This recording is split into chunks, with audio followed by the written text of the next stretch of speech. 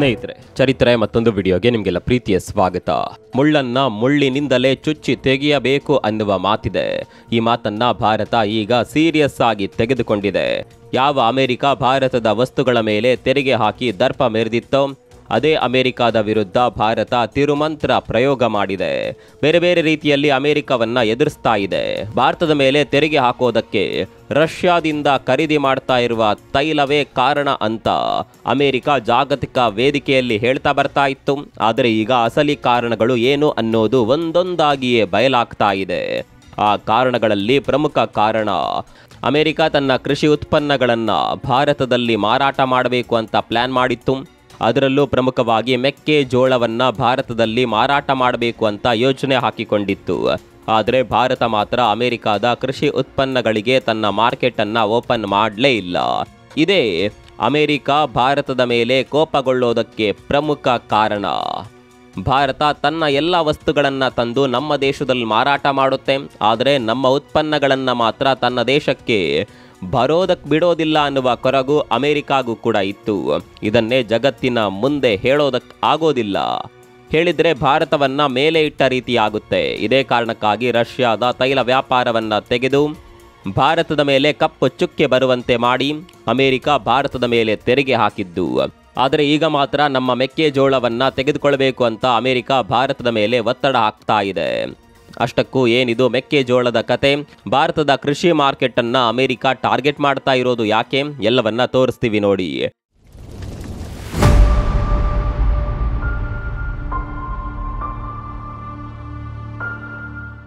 ಭಾರತ ಜಗತ್ತಿನಲ್ಲೇ ಅತಿ ಹೆಚ್ಚು ಜನಸಂಖ್ಯೆ ಇರುವ ದೇಶ. ಜನಸಂಖ್ಯೆ ಹೆಚ್ಚಿದೆ ಅಂದರೆ ಭಾರತದ ಮಾರ್ಕೆಟ್ ಕೂಡ ಅಷ್ಟೇ ದೊಡ್ಡದಿರುತ್ತೆ. ಹೀಗಾಗಿ ಭಾರತದ ಮಾರ್ಕೆಟ್ನಲ್ಲಿ ತಮ್ಮ ವಸ್ತುಗಳು ಮಾರಾಟವಾದರೆ ಹೆಚ್ಚು ಲಾಭ ಮಾಡಬಹುದು ಅನ್ನುವ ಯೋಚನೆ ಯಾವುದೇ ದೇಶಕ್ಕಾದರೂ ಬಂದೇ ಬರುತ್ತೆ. ಇದೇ ರೀತಿ ಅಮೆರಿಕಾಗೂ ಕೂಡ ಈ ಯೋಚನೆ ಬಂದಿತ್ತು. ಒಮ್ಮೆ ಭಾರತದ ಮಾರ್ಕೆಟ್ ಒಳಗೆ ಪ್ರವೇಶ ಸಿಕ್ಕಿದ್ರೆ ಸಾಕು, ಮುಂದೆ ನಮ್ಮ ವಸ್ತುಗಳು ಸುಲಭದಲ್ಲೇ ಭಾರತದಲ್ಲಿ ಮಾರಾಟವಾಗ್ತಾವೆ ಅಂತ ಅಮೆರಿಕ ಅಂದುಕೊಂಡಿತ್ತು. ಭಾರತ ನಮ್ಮ ದೇಶಕ್ಕೆ ದೊಡ್ಡ ಪ್ರಮಾಣದಲ್ಲಿ ವಸ್ತುಗಳನ್ನು ಮಾರಾಟ ಮಾಡುತ್ತೆ, ಆದರೆ ನಮ್ಮ ವಸ್ತುಗಳನ್ನು ಭಾರತ ಖರೀದಿ ಮಾಡೋದಿಲ್ಲ ಅನ್ನುವ ಹತಾಶೆ ಕೂಡ ಅಮೆರಿಕಾಗೆ ಇತ್ತು. ಈ ಹತಾಶೆಯ ನಡುವೆ ಅಮೆರಿಕ ತನ್ನ ಕೃಷಿ ಉತ್ಪನ್ನಗಳನ್ನು ಭಾರತಕ್ಕೆ ರಫ್ತು ಮಾಡುವ ಪ್ರಯತ್ನ ಮಾಡುತ್ತೆ. ಅದರಲ್ಲೂ ಟ್ರಂಪ್ ಬಂದ ಮೇಲೆ ಸ್ನೇಹದ ಅಸ್ತ್ರವನ್ನು ಮುಂದಿಟ್ಕೊಂಡು ಮೋದಿ ಜೊತೆ ಮಾತುಕತೆ ಮಾಡಿದರೆ ಸುಲಭದಲ್ಲೇ ಭಾರತದ ಮಾರ್ಕೆಟ್ ನಮಗೆ ಸಿಗುತ್ತೆ ಅಂತ ಅಂದುಕೊಂಡಿದ್ರು. ಆದರೆ ಮೋದಿ ಮಾತ್ರ ಸ್ನೇಹಕ್ಕಾಗಿ ಭಾರತದ ರೈತರನ್ನ ಬಲಿ ಕೊಡೋದಕ್ಕೆ ರೆಡಿ ಇರಲಿಲ್ಲ. ಅಮೆರಿಕದ ಕೃಷಿ ಉತ್ಪನ್ನಗಳನ್ನು ಭಾರತದ ಮಾರ್ಕೆಟ್ ಪ್ರವೇಶ ಮಾಡದಂತೆ ಮಾಡಿಬಿಡ್ತಾರೆ. ಅಮೆರಿಕಾಗೆ ಭಾರತದ ಮೇಲೆ ಸಿಟ್ಟು ಬರೋದಕ್ಕೆ ಮೊದಲ ಕಾರಣ ಇದೆ.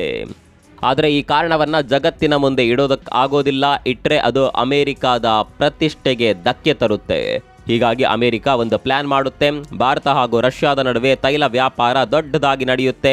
ಭಾರತ ರಷ್ಯಾದಿಂದ ತೈಲ ಖರೀದಿ ಮಾಡೋದ್ರಿಂದ ಉಕ್ರೇನ್ ಯುದ್ಧಕ್ಕೆ ಫಂಡಿಂಗ್ ಮಾಡಿದ ರೀತಿಯಾಗುತ್ತೆ. ಹೀಗೆ ರಷ್ಯಾ ಜೊತೆಗಿನ ವ್ಯಾಪಾರವನ್ನು ಜಗತ್ತಿನ ಮುಂದೆ ಇಟ್ಟು ಭಾರತವನ್ನ ವಿಲನ್ ರೀತಿಯಲ್ಲಿ ಬಿಂಬಿಸಿ ಭಾರತದ ಮೇಲೆ ಅಮೆರಿಕ ತೆರಿಗೆ ಹಾಕುತ್ತೆ. ಮುಂದೆ ಏನೆಲ್ಲ ಆಯಿತು ಅನ್ನೋದನ್ನ ಬಿಡಿಸಿ ಹೇಳಬೇಕಾದ ಅಗತ್ಯ ಇಲ್ಲ ಅನ್ಸುತ್ತೆ. ಹೀಗೆ ಇದೇ ವಿಚಾರದ ಬಗ್ಗೆ ಚರ್ಚೆ ಮಾಡ್ತಾ ಇದ್ದ ಅಮೆರಿಕ ಈಗ ಮೆಕ್ಕೆಜೋಳದ ವಿಚಾರದಲ್ಲಿ ಮಾತನಾಡೋದಕ್ಕೆ ಶುರು ಮಾಡಿದೆ. ಈ ಮೂಲಕ ತೆರಿಗೆ ಹಿಂದಿನ ಅಸಲಿ ಕಾರಣವನ್ನ ಸ್ವತಃ ಅಮೆರಿಕವೇ ಜಗತ್ತಿನ ಮುಂದೆ ಇಟ್ಟಿದೆ. ಅಮೆರಿಕ ತನ್ನಲ್ಲಿ ಬೆಳೆಯುವ ಮೆಕ್ಕೆಜೋಳವನ್ನ ಭಾರತಕ್ಕೆ ಮಾರಾಟ ಮಾಡೋದಕ್ಕೆ ಯೋಚನೆ ಮಾಡ್ತಾ ಇದೆ. ಅರೆ, ಇನ್ನು ಎಲ್ಲಿ ಯೋಚನೆ ಮಾಡೋದು? ತೆರಿಗೆ ಹಾಕುವಷ್ಟು ಹಾಕಿ ಆಗಿದೆ. ಭಾರತ ದಿಟ್ಟವಾಗಿ ಎಲ್ಲವನ್ನ ಎದುರಿಸಿದೆ. ಇಷ್ಟೆಲ್ಲ ಆದಮೇಲೆ ಇನ್ಮುಂದೆ ಅಮೆರಿಕ ಭಾರತದ ಜೊತೆ ವ್ಯಾಪಾರ ಮಾಡೋದು ಕಷ್ಟ ಅಂತ ಅನಿಸಬಹುದು. ಇದು ಅಮೆರಿಕಾಗೆ ಕೂಡ ಚೆನ್ನಾಗಿಯೇ ಗೊತ್ತಿದೆ. ಆದರೆ ಅಮೆರಿಕ ಮಾತ್ರ ಮಾನ ಮರ್ಯಾದೆ ಬಿಟ್ಟು ಈ ವಿಚಾರದ ಕುರಿತಂತೆ ಭಾರತದ ಜೊತೆ ಮಾತುಕತೆಗೆ ಮುಂದಾಗಿದೆ. ಸ್ನೇಹಿತರೆ, ನಿಮಗೆ ಗೊತ್ತಿರಲಿ, ಅಮೆರಿಕ ಜಗತ್ತಿನಲ್ಲೇ ಅತಿ ಹೆಚ್ಚು ಮೆಕ್ಕೆಜೋಳವನ್ನ ಬೆಳೆಯುವ ದೇಶ. ಅಮೆರಿಕದ ಕೃಷಿ ಕ್ಷೇತ್ರ ಇದನ್ನೇ ನಂಬಿಕೊಂಡು ಇರೋದು. ಕೇವಲ ಬೆಳೆದ್ರೆ ಸಾಕಾಗೋದಿಲ್ಲ, ಅದನ್ನ ಮಾರಾಟ ಕೂಡ ಮಾಡಬೇಕಲ್ವಾ. ಇನ್ನುಳಿದಂತೆ ಸೋಯಾಬೀನನ್ನ ಕೂಡ ಅಮೆರಿಕ ದೊಡ್ಡ ಪ್ರಮಾಣದಲ್ಲಿ ಬೆಳೆಯುತ್ತೆ. ಈ ಸೋಯಾಬೀನನ್ನ ಇಲ್ಲಿವರೆಗೆ ಹೆಚ್ಚಿನ ಪ್ರಮಾಣದಲ್ಲಿ ಖರೀದಿ ಮಾಡ್ತಾ ಇದ್ದ ದೇಶ ಅಂದ್ರೆ ಅದು ಚೀನಾ. ಆದರೆ ಚೀನಾ ಹಾಗೂ ಅಮೆರಿಕದ ನಡುವಿನ ಸಂಬಂಧದಲ್ಲಿ ಬಿರುಕು ಮೂಡಿರೋದ್ರಿಂದ ಈ ವ್ಯಾಪಾರ ಕೂಡ ನಿಂತಿದೆ. ಹೀಗಾಗಿ ಅಮೆರಿಕದ ರೈತರಿಗೆ ದೊಡ್ಡ ಪ್ರಮಾಣದ ಹೊಡೆತ ಬಿದ್ದಿದೆ. ಮತ್ತೊಂದು ಕಡೆ ಭಾರತದ ಜೊತೆ ಕೂಡ ಅಮೆರಿಕ ಕಿರಿಕ್ ಮಾಡಿಕೊಂಡಿದೆ. ಹೀಗಾಗಿ ಅಮೆರಿಕದ ಕೃಷಿ ಕ್ಷೇತ್ರ ತತ್ತರಿಸಿ ಹೋಗಿದೆ. ನಿಮ್ಗೆ ಗೊತ್ತಿರಲೇಬೇಕಾದ ಸಂಗತಿ ಅಂದ್ರೆ ಈಗ ಟ್ರಂಪ್ ಪ್ರತಿನಿಧಿಸುವ ರಿಪಬ್ಲಿಕನ್ ಪಾರ್ಟಿಯ ದೊಡ್ಡ ಸಪೋರ್ಟರ್ಸ್ ಅಂದ್ರೆ ಅದು ರೈತರು. ಒಂದು ಲೆಕ್ಕದಲ್ಲಿ ಹೇಳೋದಾದ್ರೆ ಇವತ್ತು ರಿಪಬ್ಲಿಕನ್ ಪಾರ್ಟಿ ಅಧಿಕಾರಕ್ಕೆ ಬರೋದಕ್ಕೆ ಪ್ರಮುಖ ಕಾರಣವೇ ಅಮೆರಿಕದ ರೈತರು. ಈಗ ಅಮೆರಿಕದ ಕೃಷಿ ಉತ್ಪನ್ನಗಳು ಜಾಗತಿಕ ಮಟ್ಟದಲ್ಲಿ ಮಾರಾಟವಾಗ್ತಾ ಇಲ್ಲ ಅಂದಾಗ ಸಹಜವಾಗಿಯೇ ರೈತರು ಸರ್ಕಾರವನ್ನ ಪ್ರಶ್ನೆ ಮಾಡಿಯೇ ಮಾಡ್ತಾರೆ. ಹೀಗಾಗಿ ಟ್ರಂಪ್ ಸರ್ಕಾರ ಇಕ್ಕಟ್ಟಿಗೆ ಸಿಲುಕಿಬಿಟ್ಟಿದೆ. ಪರಿಸ್ಥಿತಿ ಹೀಗಿರುವಾಗ ಅಮೆರಿಕ ಈಗ ಮಾನ ಮರ್ಯಾದೆ ಬಿಟ್ಟು ಮೆಕ್ಕೆಜೋಳದ ವಿಚಾರದಲ್ಲಿ ಭಾರತದೊಂದಿಗೆ ಮಾತುಕತೆ ನಡೆಸೋದಕ್ಕೆ ಬರ್ತಾ ಇದೆ. ಒಮ್ಮೊಮ್ಮೆ ಪರಿಸ್ಥಿತಿ ಯಾವ ರೀತಿಯೆಲ್ಲ ಬರುತ್ತೆ ನೋಡಿ. ಆದರೆ ಇಲ್ಲಿವರೆಗೆ ಅಮೆರಿಕದ ಕೃಷಿ ಉತ್ಪನ್ನಗಳನ್ನು ಖರೀದಿ ಮಾಡೋದಕ್ಕೆ ಭಾರತ ಹೋಗಿಲ್ಲ. ಒಂದು ವೇಳೆ ಖರೀದಿ ಮಾಡಿದರೆ ಅದರಿಂದ ನಮ್ಮ ರೈತರಿಗೆ ತೊಂದರೆ ಆಗುತ್ತೆ.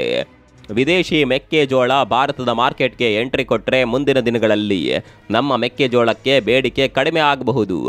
ಹೀಗಾಗಿ ಈ ವಿಚಾರದಲ್ಲಿ ಭಾರತ ಯಾವತ್ತೂ ರಿಸ್ಕ್ ತೆಗೆದುಕೊಳ್ಳೋದಕ್ಕೆ ಹೋಗಲೇ ಇಲ್ಲ. ಅದರಲ್ಲೂ ನಮ್ಮ ಅಗತ್ಯಕ್ಕೆ ತಕ್ಕಷ್ಟು ಮೆಕ್ಕೆಜೋಳ ನಮ್ಮ ದೇಶದಲ್ಲೇ ಬೆಳೆಯುತ್ತೆ.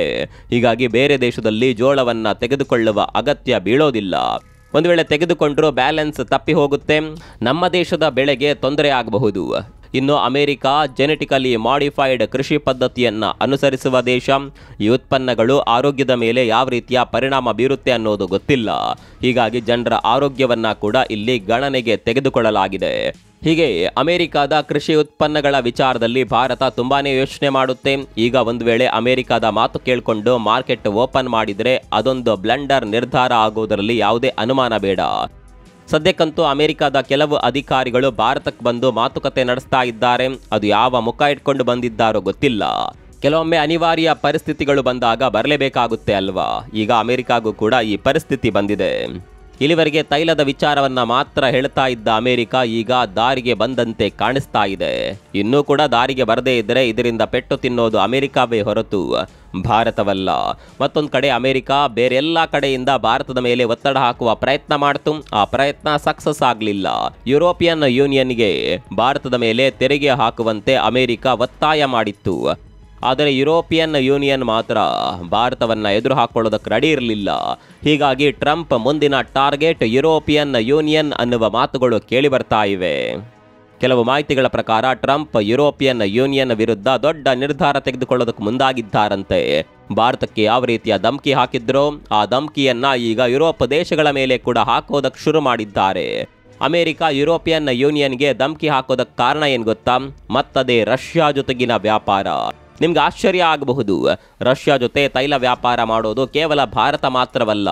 ಇವತ್ತಿಗೂ ಯುರೋಪ್ ದೇಶಗಳು ರಷ್ಯಾದಿಂದ ತೈಲ ಖರೀದಿ ಮಾಡ್ತಾವೆ, ಅನಿಲವನ್ನ ಖರೀದಿ ಮಾಡ್ತಾ ಇದ್ದಾವೆ.